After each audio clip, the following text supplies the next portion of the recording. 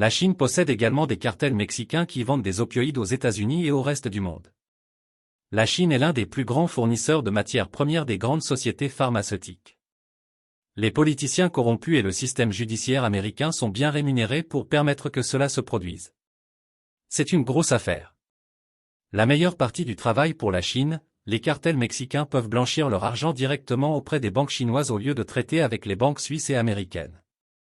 Machination machiavélique, la Chine, les cartels mexicains et le commerce des opioïdes.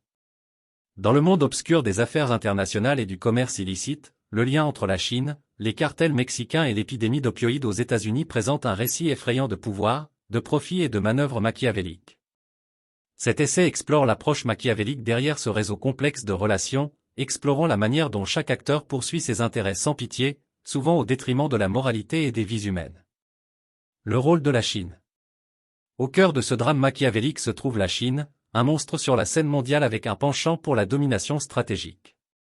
Tirant parti de son statut de l'un des plus grands fournisseurs de matières premières des grandes sociétés pharmaceutiques, la Chine exerce une immense influence sur la chaîne d'approvisionnement de l'industrie pharmaceutique.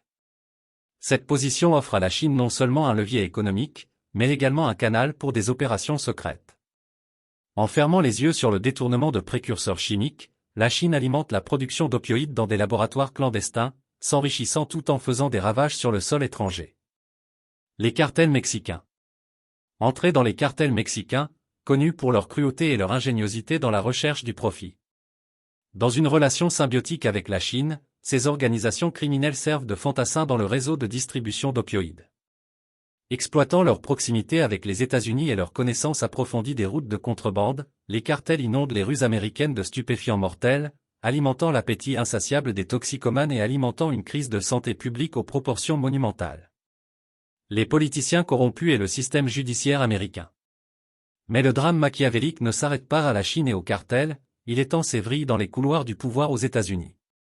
Les politiciens corrompus, motivés par leurs intérêts personnels et l'attrait du gain financier, ferment les yeux sur l'épidémie d'opioïdes qui ravage leurs électeurs.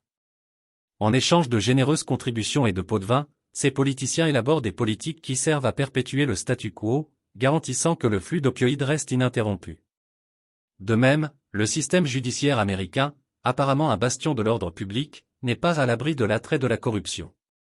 Les juges et les responsables de l'application des lois, séduits par la promesse de richesse et d'influence, détournent le regard alors que le commerce des opioïdes prospère sous leur nez, trahissant les principes mêmes qu'ils ont juré de respecter.